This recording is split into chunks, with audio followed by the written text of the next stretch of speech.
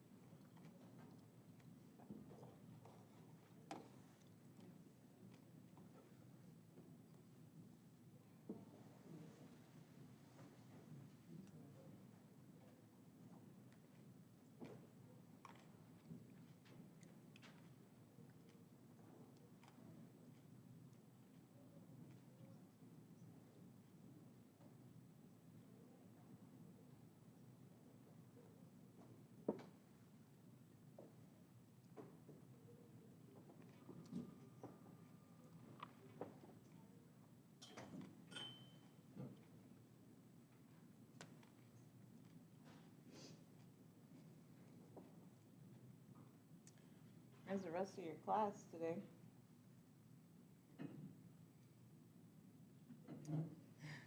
I know I've gotten a few emails that people are going to be out, like at least 3. I don't know, there's sickness going around too? There is. What's going around? I just know that a lot of my friends are feeling really cruddy. Yeah. Sore throat, fatigue. I was just curious.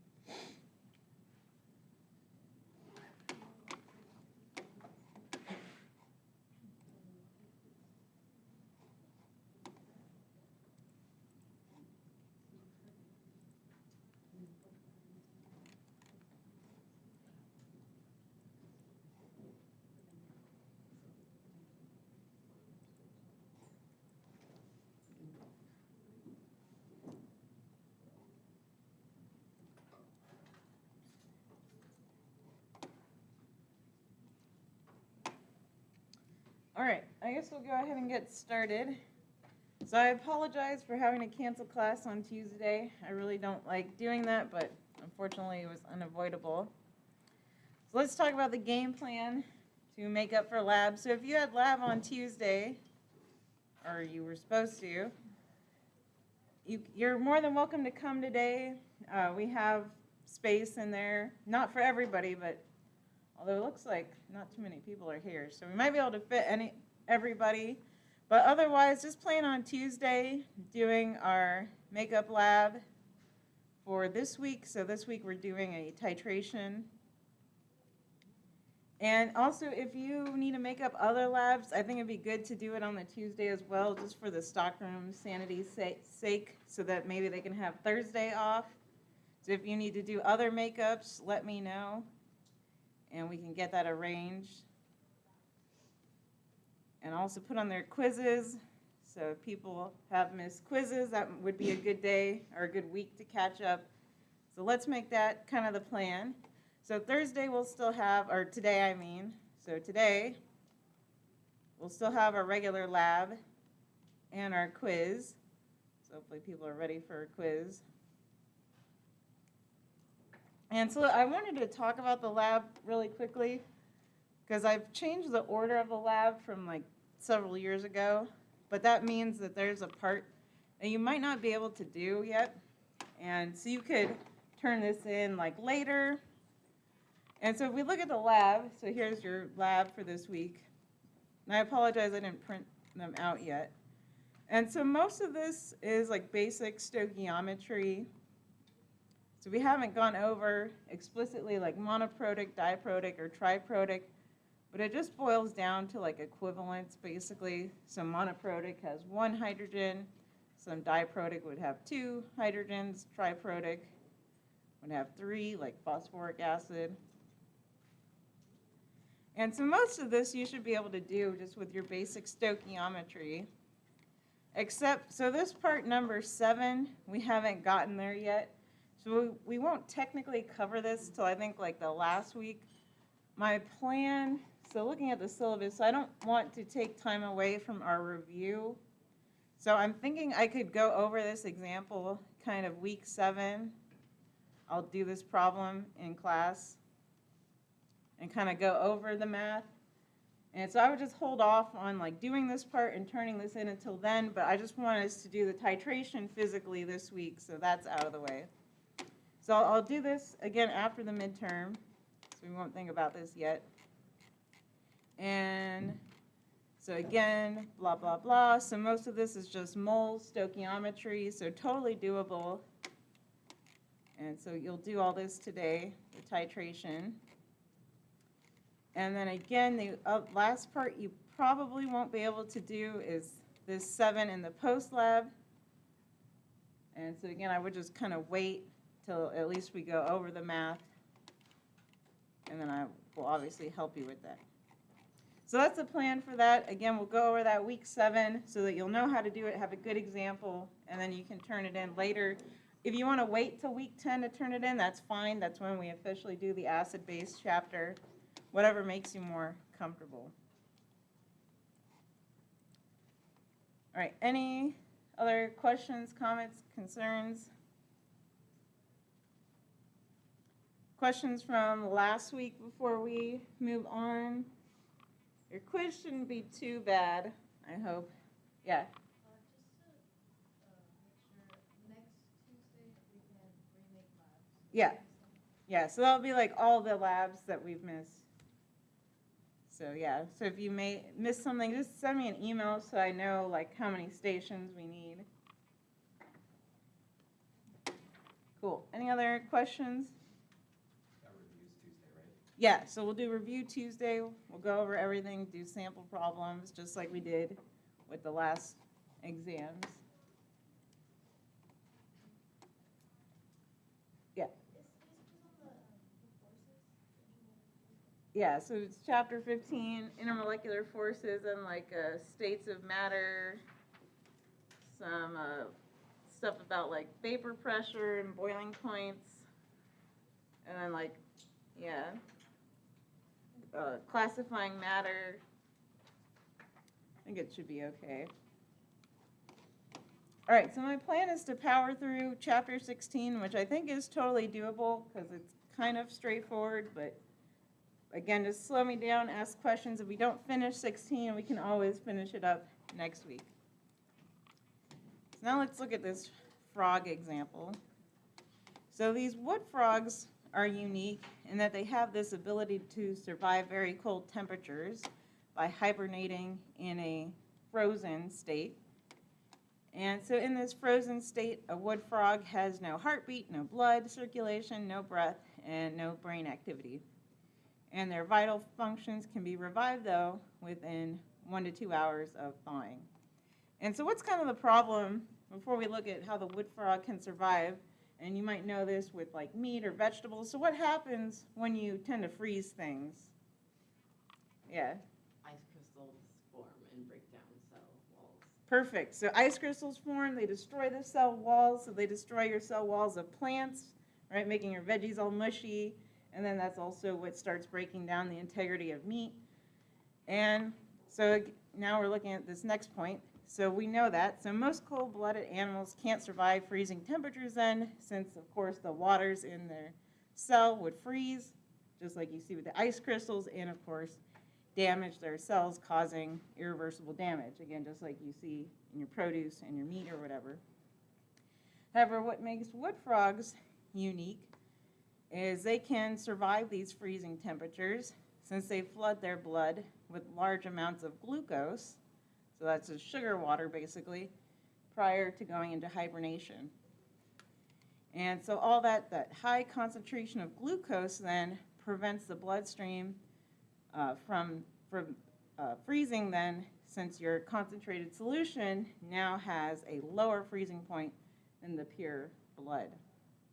And so we'll go into the math of all that and how that works, but I think that's pretty cool. And so now let's just define what a solution is. So a solution is a homogeneous mixture. And so we said that a mixture is anything that is two or more different chemical substances. And a solution can be different phases of substances. Usually for chemistry, we're just looking at like solids or liquids dissolved in a solution. So that's our main one, but you could also have like a gas in a liquid, kind of like your soda. So gas dissolved in your soda, or my LaCroix this morning. Or you could do like a gas and another gas, that could be considered a solution.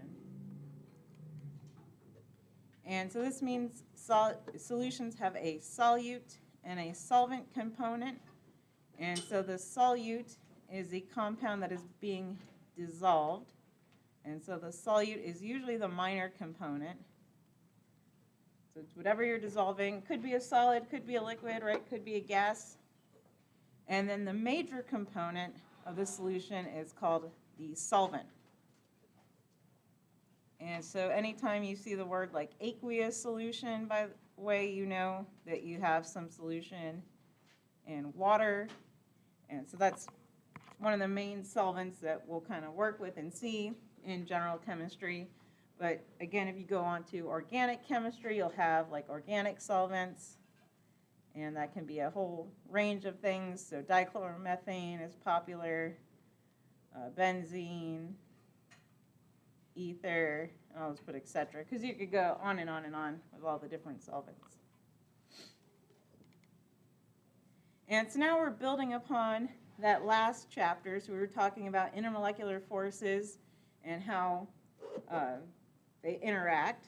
And so now we're getting into this saying and what drives solution formation. So solution formation is a result then of the interaction of intermolecular forces of solute and solvent. So basically you have your compound, and then if your solution solute interactions are strong, then they'll start dissolving away. And then we get this saying, so like dissolves like.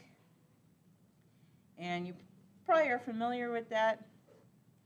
And so all that means is polar dissolves polar, and nonpolar dissolves nonpolar. And so you might know of nonpolar substances. So if you have like an oil spill, you'd want to clean it up with, well, normally they say hexanes, but we already went over hexanes are toxic. So I would do pentane or heptanes. And then so polar, that can be water ethanol like we saw with our distillation. So polar substances, something like that. And so generally, mixing is spontaneous. So you could see this, I'm sure you have all like dropped a little drop of food coloring in a glass of water before, and then you notice how it just kind of disperses out. So that shows that, again, you have this tendency towards spontaneity, which leads to mixing. And so that means, right, uniform mixing is going to be energetically favorable. So again, that's why that drop of food dye disperses out throughout the entire jar. Or if you open up, right, gas, it's going to uniformly distribute around the room. You're not going to have like a CO2 corner over there and like a nitrogen corner over there if you were to release those tanks. And so this is also really important in the concentration. So especially if you were to be a working chemist, or even like working in the stockroom, this is a lot of what they do, is preparing solutions of known molarities so you can work with. And solutions have variable composition, so they can have different molarities. You've seen this in lab, right, with the little jars. It could be 0.1 molar, 3 molar, 6 molar, 12 molar. We've seen all these different concentrations. And so we need to be able to describe the components and their relative amounts. And we have terms like dilute and concentrated can also be used to kind of describe your solution. And concentration just means the amount of solute in a given amount of solution. So this is kind of like your cheat sheet for this unit. And so this is what we're going to go into in depth talking about. I would just keep this sheet kind of handy for reference, or this page. So like maybe for your notes or something, you'd want to print this out and put it on your periodic table or something. So let's look at all these in depth. And so let's start with molarity.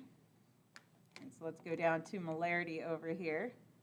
And so molarity is really the most common one used. So in my experience as a working chemist, it's always molarity that it's given in, like, 95% of the time. And so molarity is a big M, and so that stands for moles per liter. And again, that's just the amount of moles of solute per 1 liter of solution. And so if we have this sugar solution, that's 2.0 molarity. That means we have 2 moles for every 1 liter. And of course, we could figure this out using a proportion or our dimensional analysis. So that means 2 liters. So we could set this up with a proportion. That might be easiest. Gives us 4 moles of sugar. If we have 0.5 liters, then we have 1 mole of sugar, etc. Any question on that so far? And we'll do some practice at the end once we go through all this.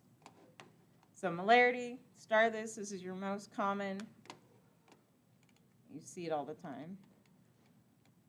And so don't confuse molarity with molality. And really pay attention because it's only that one little letter difference.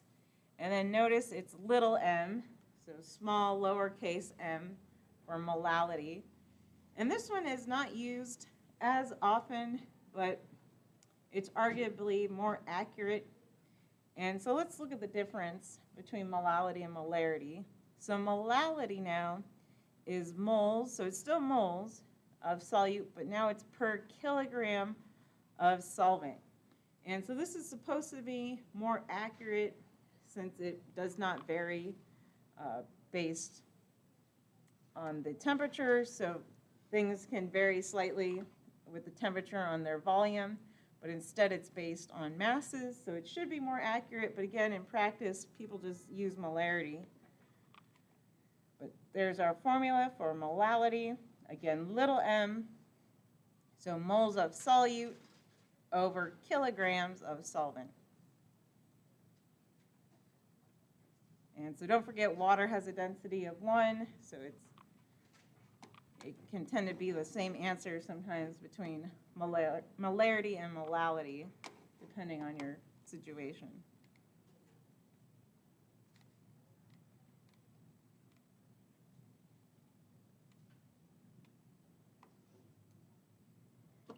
So another pretty common form could be these parts of solute and parts of solution.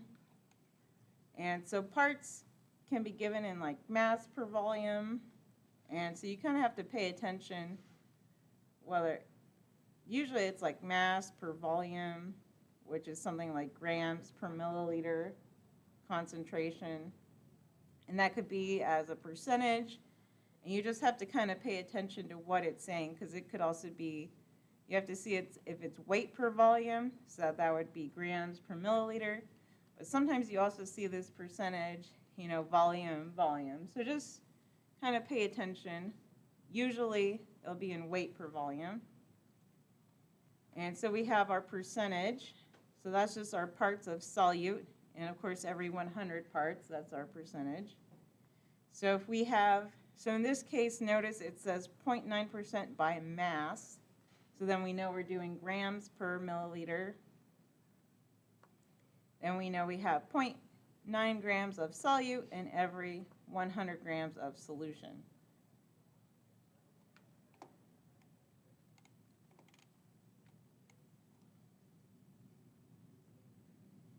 And so if you do like analytical chemistry, especially trying to analyze like heavy metals in your water, or if you've ever looked at like the water report for Medford, then it's probably going to report all these like particulates in either parts per million and parts per billion. So let's look at that. So a part per million is just going to be, right, a part, however many parts over 1 times 10 to the 6. So that's a million. So right, grams of solute per 1,000, or excuse me, 1 times 10 to the 6 grams of solution. And for me personally, I think that's a little confusing to grasp sometimes. And so I think the easier way to think about this is how many milligrams per kilograms of solution do you have? So whatever your amount of solute is in, you can convert it to milligrams, convert your amount of solvent to kilograms, and that gives you the parts per million equivalent. And you can see where your factor of 6 comes in from. So milligram is 1 times 10 to the negative third. Kilogram, right, is 1 times 10 to the third. So there's your 1 times 10 to the 6 difference between that. And so again, here's the kind of conversion. So our parts per million, if we put it in milligrams, then we can do it over kilogram or over liters, since usually we're talking about water.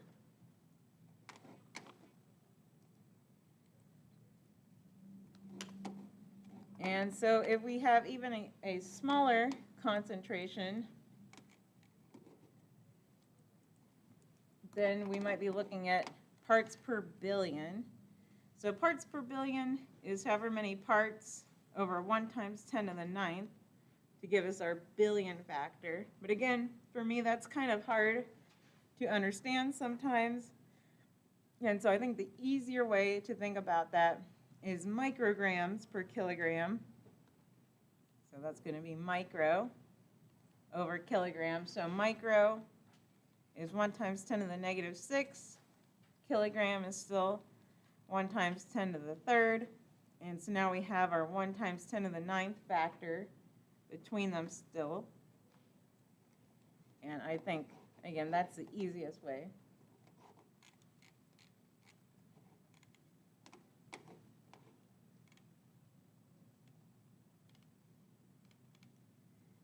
And so the last way that you might see concentrations is this mole fraction.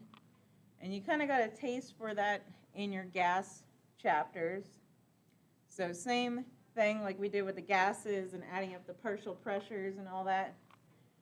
And so it's the same thing. So mole fraction is just whatever substance that you're interested in. So the moles of your, presumably your solute, and then divided by the moles of the total. So moles of your solute then plus your moles of your solvent. So again, just like you did for gases. So don't forget to find moles. And then again, add up the moles to get your total moles. And so just like you saw in the gas chapter unit, the mole fraction has no units. And then you can convert your fraction to a percentage just by multiplying by 100.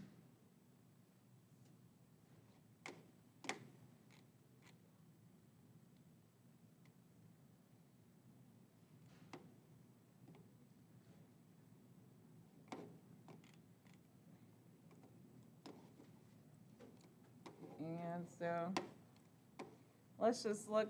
So this is Medford's water quality analysis. Latest one I could find was in 2020.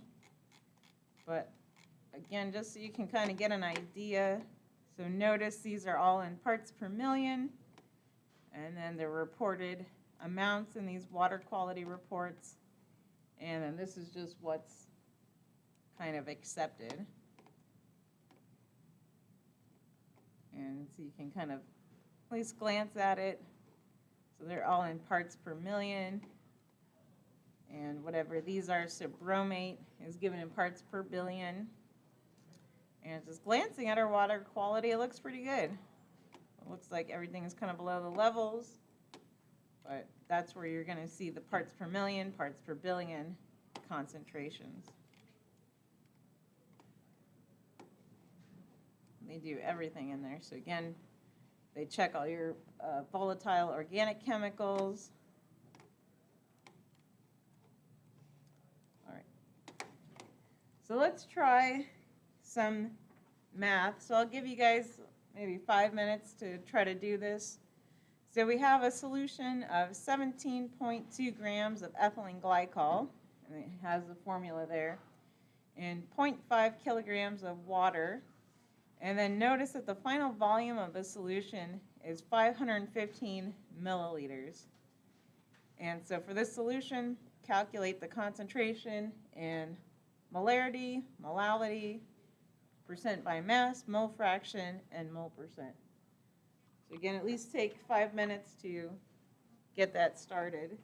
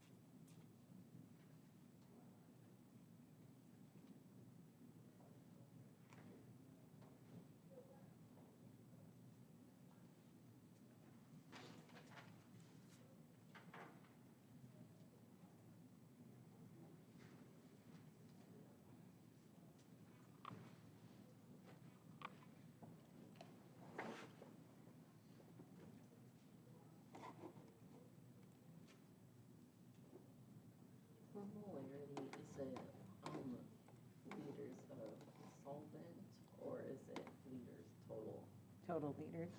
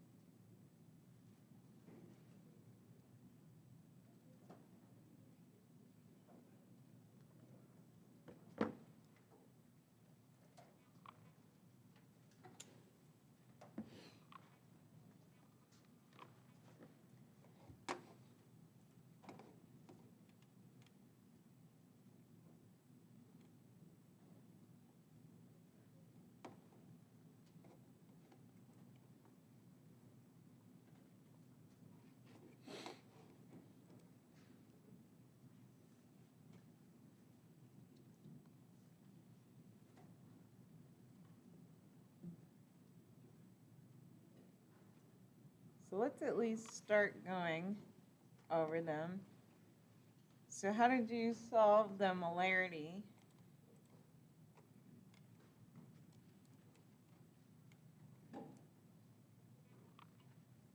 We do the mole fractions first. Okay, let's do, you want to do mole fraction first? Well, don't we need mole fractions to find the molarity? Don't we need to know how many moles? We do need to find how many moles of ethylene glycol. We just don't need to know moles of water for molarity, but yeah, I'm down to do mole fraction too. So basically we need moles of ethylene glycol. Sorry, that's just how I started. I will take direction. So if we do, let's look at then mole fraction. So what do we get for our molecular weight of ethylene glycol? Yeah.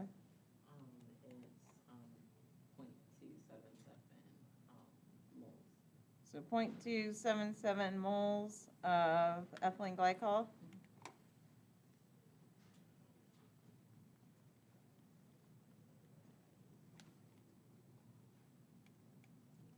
And do you have the molecular weight? Oh, 62.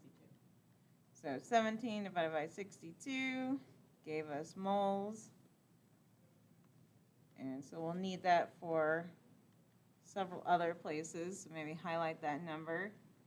And then if we're doing mole fraction, so I need essentially moles of ethylene glycol over our total moles, so that's moles of ethylene glycol plus moles of water now. So how many moles of water do we have? So probably want to convert this to grams. So do we do 500 grams divided by 18? So I see some nods. So how many moles did that give us? 27.8 moles of H2O. Some thumbs up, thumbs down, nods. Okay, I see some positive nods at least. And so then we can get our mole fraction. If we do 0.277 then, divided by 27.8 plus 0.277. And let's see what that gives us.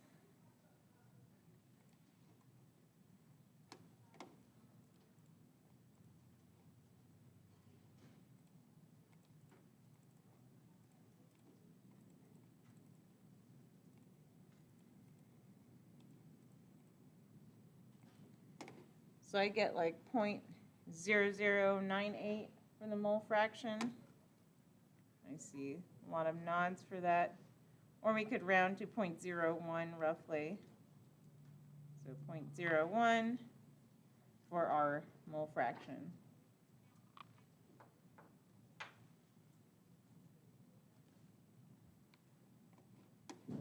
Good. Any questions on the mole fraction one?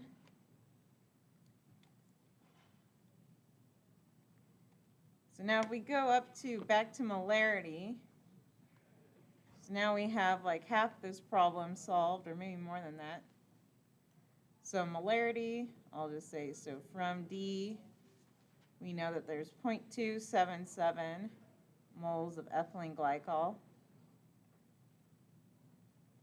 And so what do I need to do to get molarity?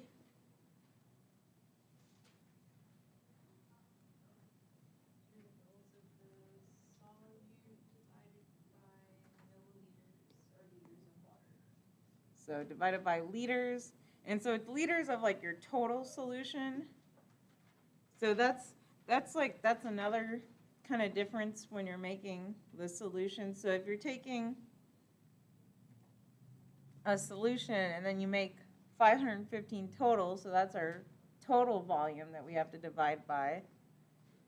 And so then we want to just do 0.277.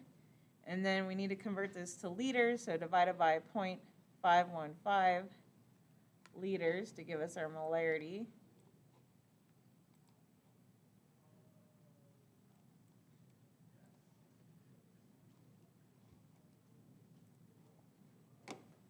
.277. So do we get about 0.54 molarity?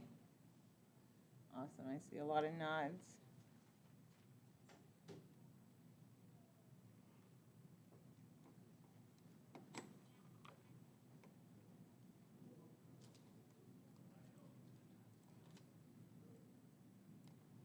So now we're looking at B, which is molality.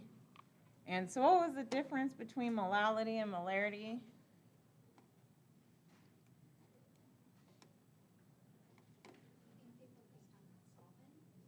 So they focus on the solvent, and then we can go back up to our cheat sheet. So what do we need for the solvent amount? What unit was it in? Kilograms. And so now let's go back. So we already have moles. We found that. So we're still starting with 0.277 moles of ethylene glycol, except we want to divide it by kilograms of solvent. So then that gives us, so they were kind enough to give us 0.5 kilograms of water. So then let's just do that. So 0.277 moles divided by 0.5 kilograms. So what do we get for our molality?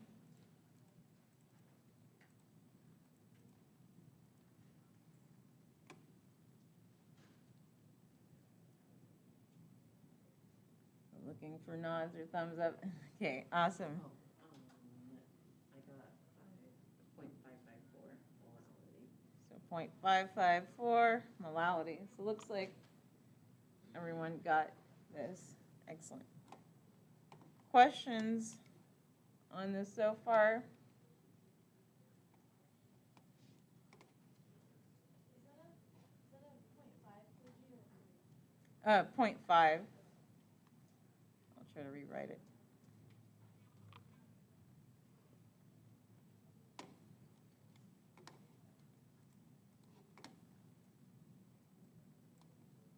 Oops.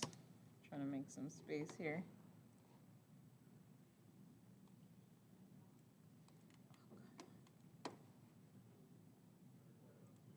And so now our next one, oh, come on,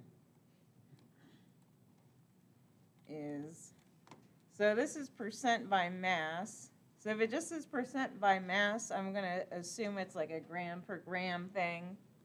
So it doesn't say like weight per volume. So we'll just stick with grams and grams.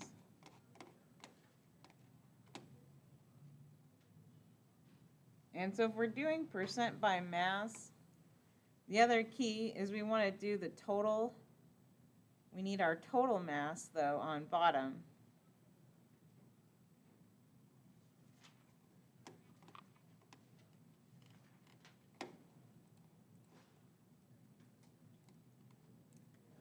And so now let's do C. And so what mass do we have then of ethylene glycol? So 17.2 grams. And then if we want, again, because it's total mass of our whole solution, so what would be the mass of our whole solution here?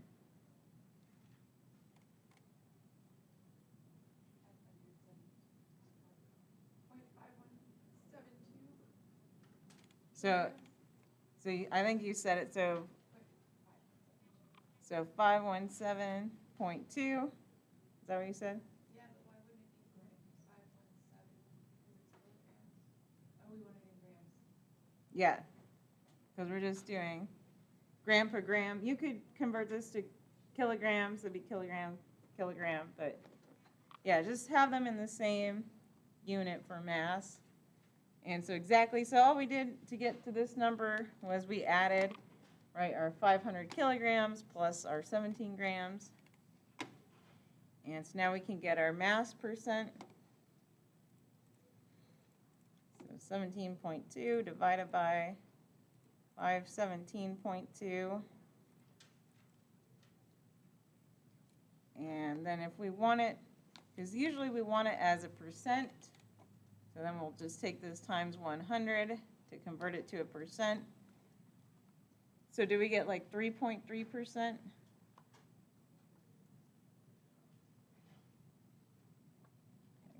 See Yeah, some thumbs. 3.3%.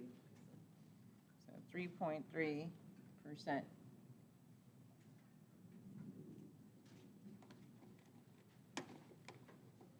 And so let's see, so we did mole fraction and, oh, the last little bit, part E, we just have to reference back to D. So mole percent is just converting the fraction to a percentage.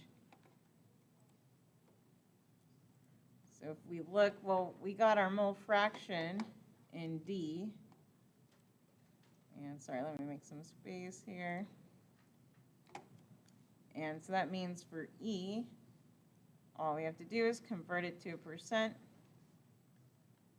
So E, we had 0.01 mole fraction.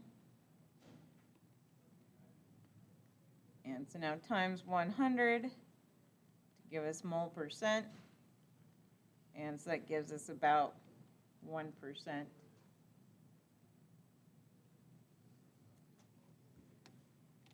Questions on that? So I think that's mainly the most of the math for this chapter. So again, just keep this little cheat sheet part handy so you can remind yourself of what you're supposed to do,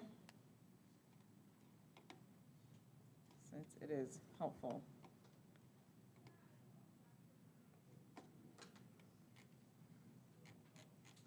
All right, let's continue on with this chapter since there are no questions so far.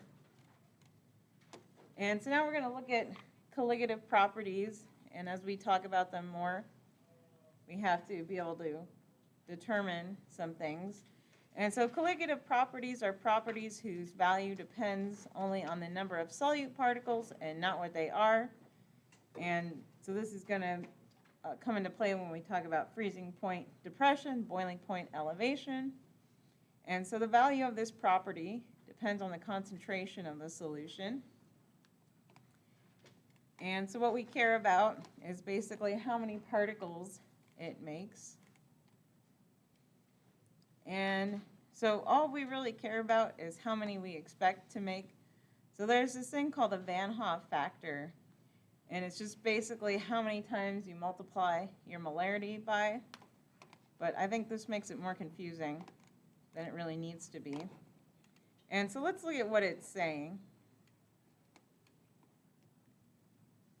And so let's say, for ease of example, let's say we have a 1 molar solution of all these things. And all that it's saying, so first of all, if we have a non-electrolyte like sugar, obviously sugar doesn't dissociate, right? So if you put 1 mole of sugar into solution, you still have 1 molarity of sugar. And that's all that's being shown here with this Van Hoff factor. And so basically you would have some other way to measure what its true dissociation value is. That's where this measured factor is from. But for our purposes, we more care about just what we theoretically expect. And so what I mean by that is, so now let's look at sodium chloride. So let's say we have 1 molar solution of sodium chloride, except when it goes into solution, right, it disassociates into 1 molar equivalents of sodium plus 1 molar equivalents of chloride. So you effectively have 2 molarity in solution. And so that's where this Van Hoff factor comes into play. So we have 2, right, because it splits into 2. And so again, you would just multiply your molarity times 2 for that solution. And again, they measured it, so we can tell sodium chloride is pretty close to what we expect. But again, I just care about the expected factor. So same thing for magnesium sulfate. So if you have a 1 molar solution of that, it's going to make 1 mole of magnesium plus 1 mole of sulfate. So for our purposes,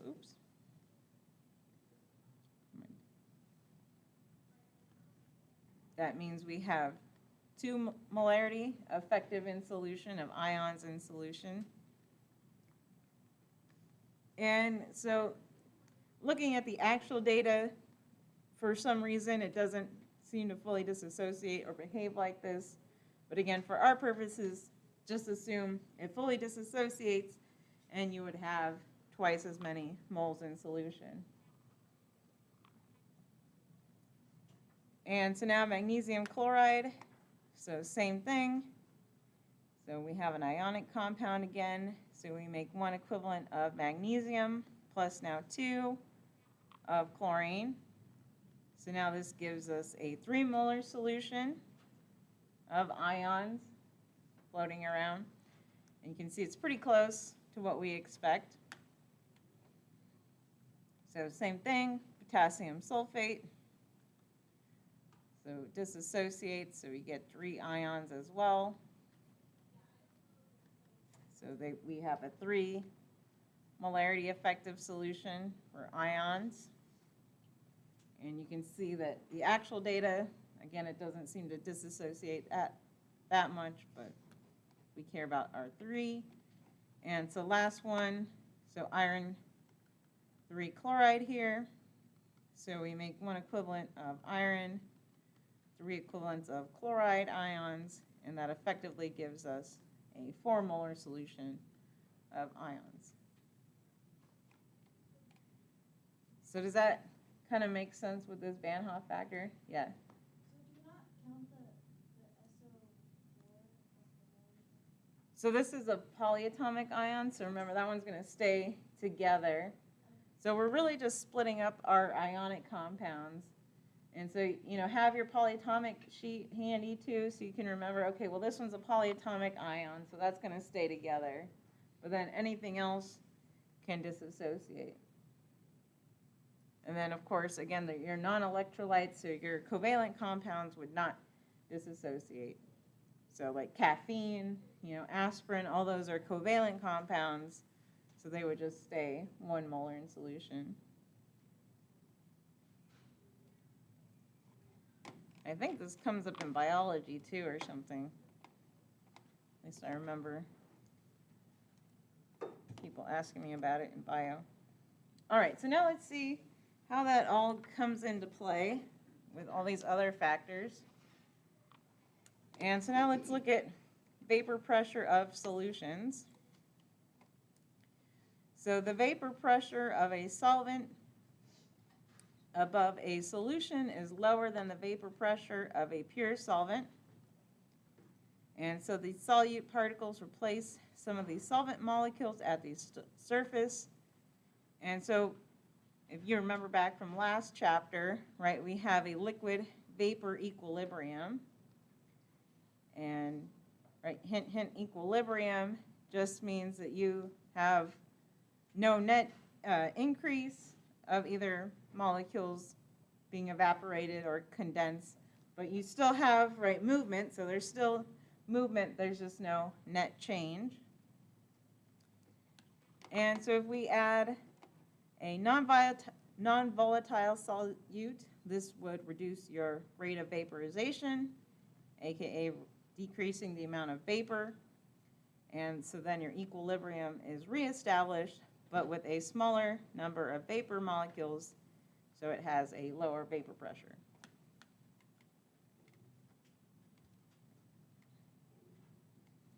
And so that also means that a concentrated solution then will draw solvent molecules towards it because of the natural tendency for materials to mix. And so that also results in reduced vapor pressure. So again, you have your pure solvent, right? It's evaporating out or some sort of net equilibrium. Then you add your solute to it. So now that disrupts it. And now we have, again, less vapor pressure. You can also, remember this because we're going to get into this. So there's an expression, boiling point elevation. And so you can just think of that boiling point elevation. Well, if the boiling point is elevated, then yes, that makes sense that your vapor pressure is lowered, so now you have less vapor pressure. So to be at that same point, you have to put more energy in. And so again, same thing. The vapor pressure of a solvent in a solution is always lower than the vapor pressure of the pure solvent. And so the vapor pressure is directly proportional to the amount of solvent in solution. And that would also be proportional to the Van Hoff factors.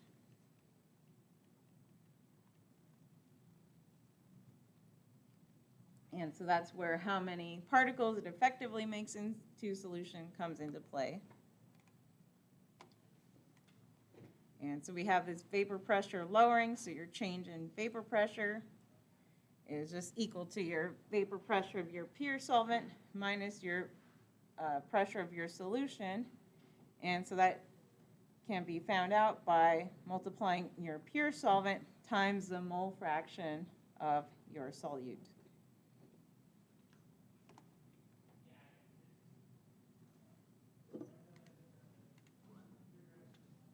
Did you leave him on the screen? Oh. Sorry.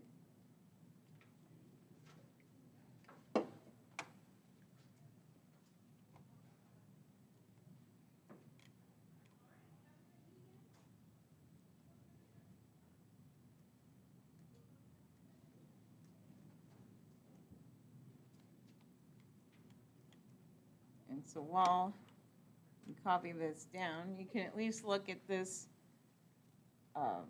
little scenario here. So if you start off with, notice it's a closed system, so you have pure solvent in one beaker, concentrated solution on the right side. So again, if this was a closed system, so we have our equilibrium between our pure solvent and then of course the atmosphere that's made in here. And since we said that the solution is going to want to drive solvent into it, then we would have the solvent level dropping on our pure solution and then the molecules going into our mixed solution to help dilute it and for mixing.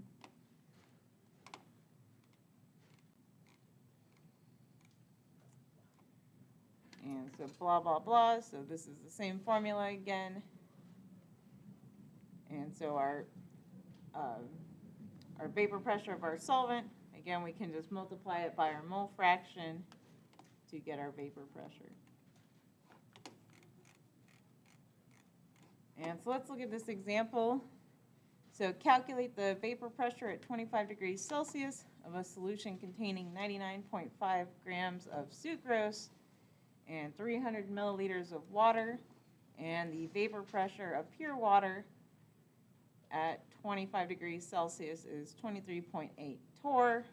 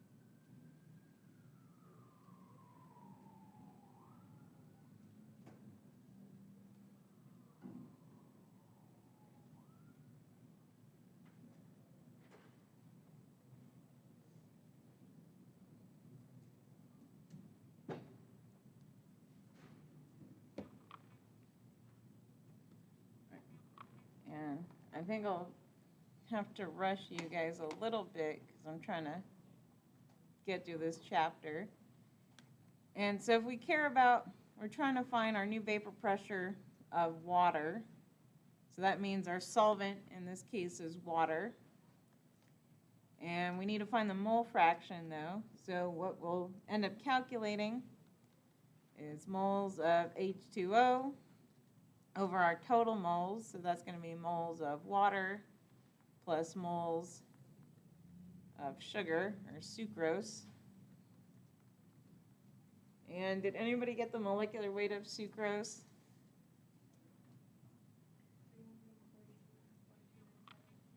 342.297, you said? And so since we have that, let's find moles of water, or moles of sucrose, sorry. And then we'll do moles of water. So 99.5 divided by that molecular weight.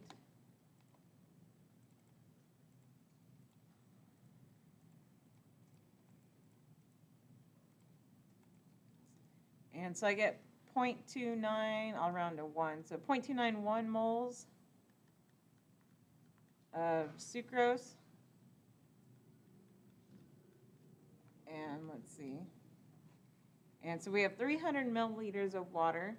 Density is 1 gram per milliliter. So that means we have 300 grams of water. So now we need to find moles of water. So divided by 18.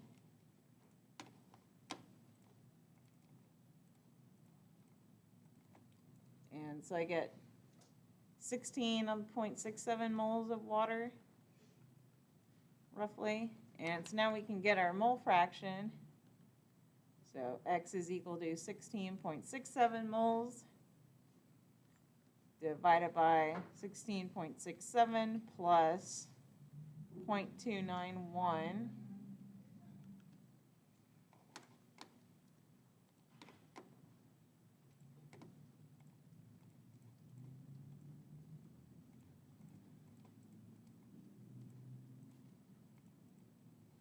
And so I get like 0.983 for my mole fraction. I see some nods. So 0.983. So now that's our mole fraction then of our solvent. And so now we can get our vapor pressure. So we have mole fraction of solvent times the pressure of our pure solvent. So we just need to multiply it by 23.8 now.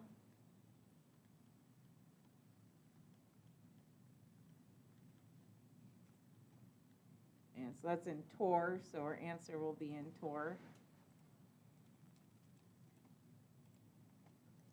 And so we get about 23.4 roughly torr. And so this makes sense with what we were saying. So we just said that our solutions have a lower vapor pressure than pure solutions, so it's just a little less. So again, boiling point elevation, you would have to heat the solution hotter to get it to boil compared to a pure solution. And that's why people always debate whether you should add, salt in your pasta water before or after cooking. I'll let y'all debate that philosophically later. All right, so other colligative properties. So we said that vapor pressure lowering occurs at all temperatures. And so like we were saying, this requires that the temperature then to boil has to be higher than the pure solvent. And so some people argue that, oh, well, now your pasta water would take longer to heat up if you put your salt in. But then other people may argue you want it hotter because if it boils hotter, I don't know, your pasta will come out better and faster. There's all sorts of debates to that. Also, you don't, pasta water is supposed to be as salty as the sea, and it's really hard to do that when your tongue is burned. That's interesting. I didn't know that. It's supposed to be as salty as the sea. See, there's all sorts of debates on that. Maybe we should do like a lab on how to make pasta. And if the water's not hot enough, the salt will just burn on the pan. So, yeah, it sounds like we need a lab about pasta making. I know we also need to do soap making, lots of things. And so what we also find, though, is the temperature required to freeze a solution is lower than the freezing point. And so again, you keep hearing these terms, boiling point elevation, and then freezing point depression now is our other one. And so thinking about freezing points, so the freezing point of a solution is lower than the freezing point of a pure solvent. And that's kind of easy to imagine. You know, let's just say we're trying to freeze hexane. So 1, 2, 3, 4, 5, 6. Oh, 1, 2, 3, 4, 5, 6. Okay, making sure I can count. But right, let's say you have the solution. So they pack nicely, right? But then if you throw another molecule in there, your solute, well, now it kind of disrupts that packing. And so if it disrupts that packing, then you're going to have to bring the solution to a lower temperature to get it to stop moving, basically, and kind of pack again. There's more wiggle room for the particles, essentially. Yeah, essentially, since you have like something different in there, so now they're not going to pack as nicely. So exactly, so you have to lower that energy more. And so melting point of a solution is always lower. And so that explains why they salt the roads and everything. So if you want to, of course, not have icy roads, if you make a solution with all the salt that they use, then that lowers the melting point and makes it safer to drive. The one thing about these salts, though, I will say, is there's some controversy because the problem with those salts is eventually that they make their way to the waterways, and so that may not be a good thing to be using salt because then you make your fresh water salty, but those are debates for another time. And so here's our kind of curve here. So we remember this diagram from before. And so notice the blue line is a pure solvent. And so you can see with the solution, so it's a lower freezing point. So there's your solid liquid line. So that's going to be your melting or freezing line here. And so you can see that it's lower. So notice, temperature is on this axis. So now it's going to be lower. And then so same thing, boiling point, you can see boiling point elevation. So there's our liquid gas evaporation line over here. And for our solution, so notice again it has to be higher than your pure solvent. And so same thing, we can quantify the difference in freezing point. So our change in freezing point is equal to, so notice it's molality, so the little m. So it's going to be your molality multiplied by this Kf factor. And so basically every solvent has this proportionality constant. And so on an exam or quiz, you would be provided that. And of course, just watch your units. Typically, they're given in degrees Celsius per molality. And again, just pay attention. Never know if they would give it to you in different units potentially.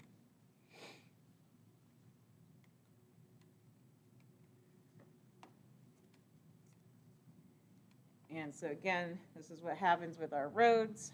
So water freezes, and ice and liquid are in dynamic equilibrium. Salt disrupts that equilibrium, and so the salt particles kind of dissolve in the water, but do not easily attach to ice. And so to get back to equilibrium, the temperature has to be lowered sufficiently to make those water molecules slow down.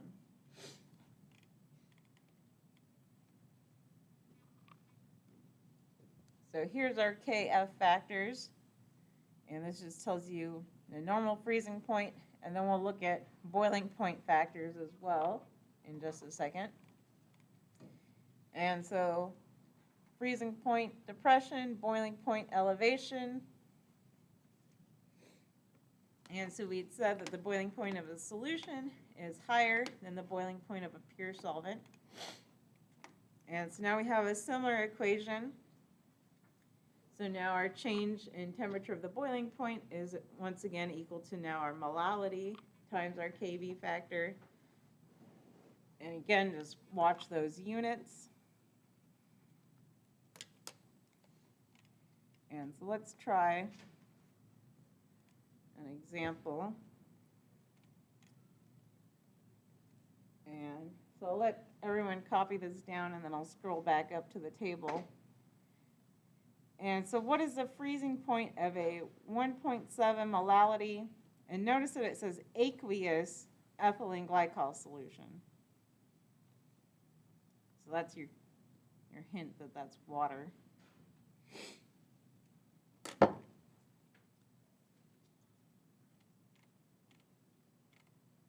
And so you probably want this one. So it's asking for freezing point.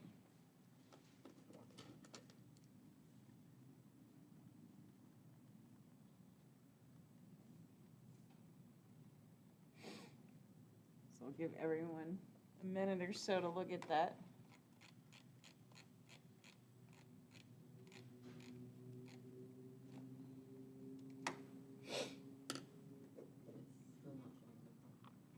Oh, I was showing you the, I can scroll back down to the problem, but I think you need this one, your KF factor. I can go back to the problem if people need the.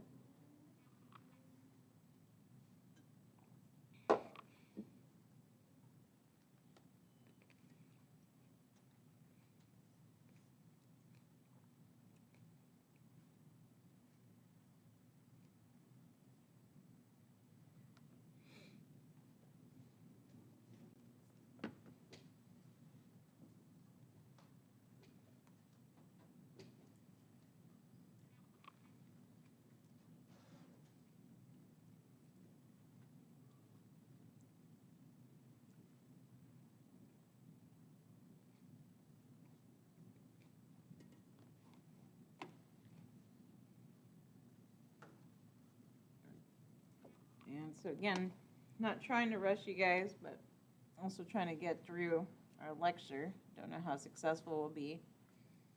And so with that problem, since it said aqueous ethylene glycol, then we wanted to look at water.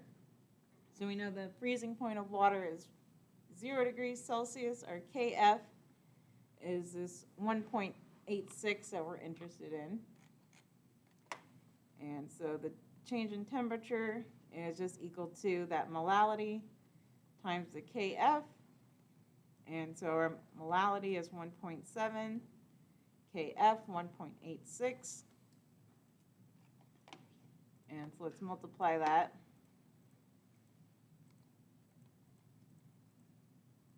And so we get this delta T of 3.162.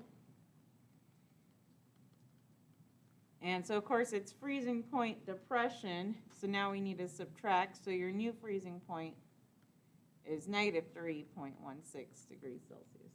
Do you have a question? Well, why did we use the freezing point of water? Because it said aqueous. So that was, this one was a little tricky because it didn't really say what the solvent was. You just had to get it from that aqueous. So basically you have some ethylene glycol dissolved in water. And it's just that aqueous hint that's like, use water. So yeah, always watch out for little clues like that. Any other questions on that one? Why did we make it a negative? So then it's freezing point depression. So then we have to subtract it since remember the freezing point's going to be lower.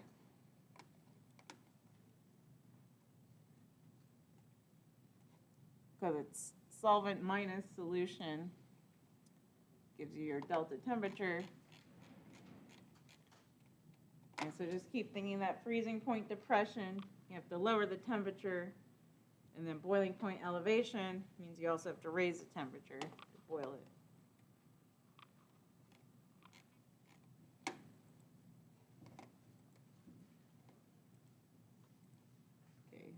we're almost done. So osmosis, you're probably heard of this before, maybe in biology. So that's just defined as the flow of solvent from a solution of low concentration into a solution of high concentration. And so the solutions could be separated by a semi-permeable membrane. Maybe we're talking about cells or something. And so your semi-permeable membrane allows solvent to pass, but not solute to flow through it. And so now we have this little scenario. And so if we look on the right side, it looks like a pure solution of water versus the left side. You have some sort of solute particles in there. And then we have them separated by the semi-permeable membrane, where only water can pass through. And so in this case, again, they're going to flow from low concentration to high. And so all these water molecules are going to flow into here to try to make this more dilute. And so then what you would get is the water level would rise here. And so this pressure of excess fluid, that's equal to your osmotic pressure. And so osmotic pressure is just defined as the amount of pressure needed to keep that flow from taking place. And this is kind of the formula for it, where our osmotic pressure is proportional to the molarity times R, which is our good old gas constant we've seen before, times our temperature. And it should also be multiplied by the Van Hoff factor, I. So remember, your Van Hoff factor is always a part of this. So like sugar versus, looking back at like sugar versus sodium chloride, then the same concentration of these solutions, right? Sodium chloride would have the greater osmotic pressure just because of that Van Hoff factor.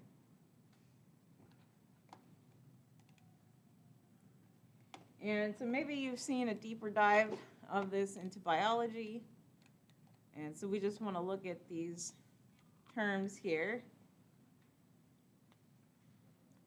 And so if you have a isoosmotic, or usually in chemistry we say isotonic solution. And so anytime you have an isotonic solution, that means that the solution has the same osmotic pressure. So if we're looking at a cell, then it has the same concentration in the cell as outside. So this would be kind of your normal blood cells in your body. And so now what happens if we have a hyperosmotic solution? So if you are hypertonic, so if you have a hypertonic solution, then the solution has a higher osmotic pressure than the solution inside the cell.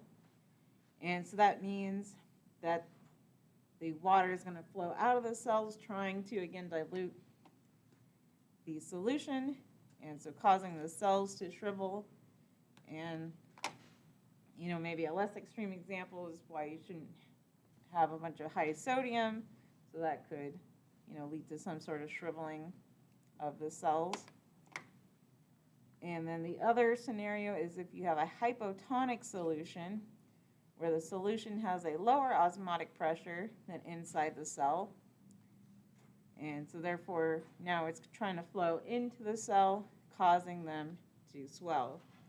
And so that's kind of why they say, like, don't do the gallon challenges, and like why chugging a gallon of water is potentially dangerous. So if you drink too much water, then that's going to dilute, you know, your solution in your blood, and then that would potentially cause your cells to even burst if it got that bad. So yeah, don't do any challenges like that.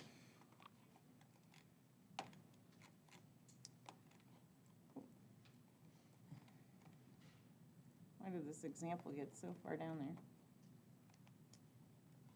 Let's see. So let's look at this one. So we have the osmotic pressure of a solution contains 5.87 milligrams of an unknown protein per 10 mils of solution, and it is 2.54 torr at 25 degrees Celsius. So find the molar mass of the unknown protein. And so our formula was osmotic pressure equals molarity RT. And I can scroll back up if you need.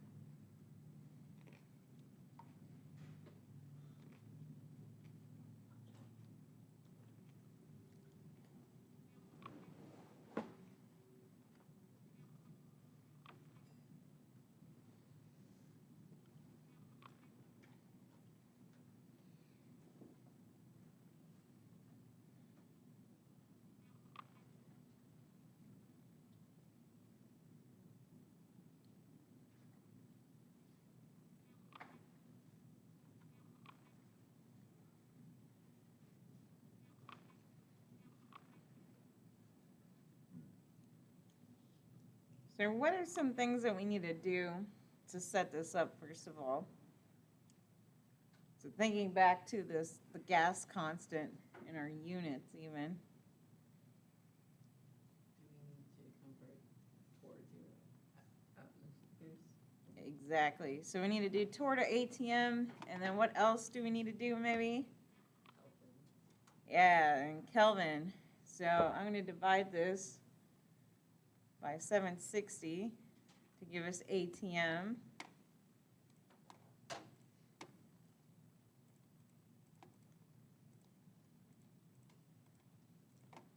So now we have 0.0032.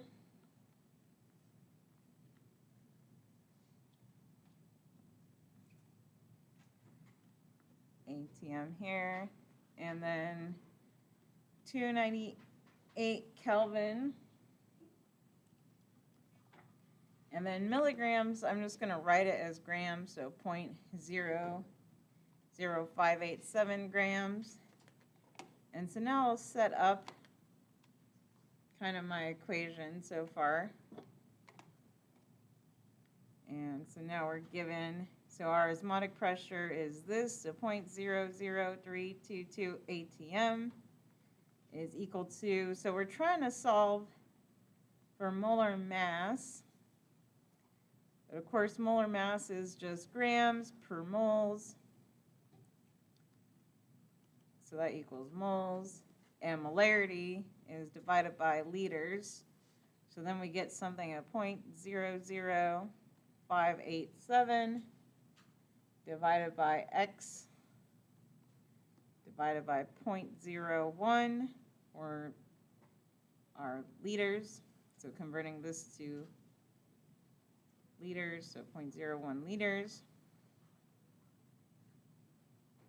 times our R, so that was 0.0821, or you could use the longer version, times our temperature, so 298. And so now at this point, it's just algebra and solving. So I'm just going to start by dividing everything. So divided by 298. Divided by my gas constant. So now I'm here. So 1.317 times 10 to the negative fourth is equal to 0.00587 over X, which we're still trying to solve for, divided by 0.01. So So now if I multiply both sides by 0.01, I can get rid of 0.01. So now I have this. So 1.317 times 10 to the negative 6 is equal to 0.00587 over x.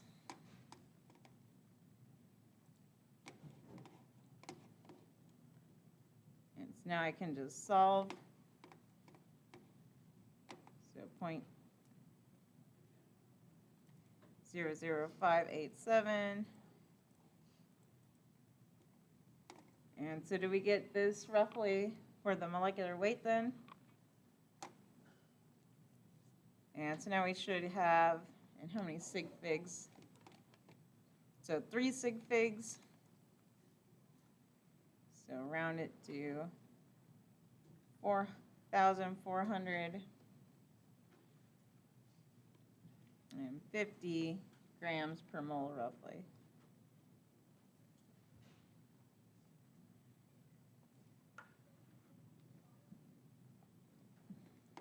Questions on that one? Dang, we still have like 2 pages.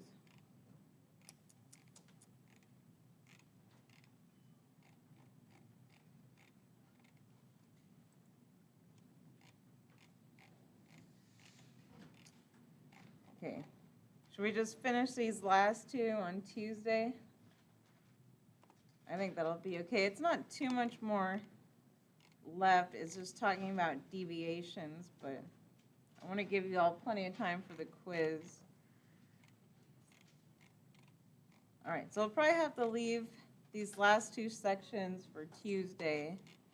I don't think that it would take too long to go over those. All right, let's take a 10-minute break, unless there are any questions that have popped up about the quiz. All right, so let's end lecture there for today, and we'll take our 10-minute break, and we'll do our quiz. And then, again, lab for Thursday people, or anyone who wants to come up today for the Tuesday folks. All right, so thank you, and I'll see y'all in 10 minutes.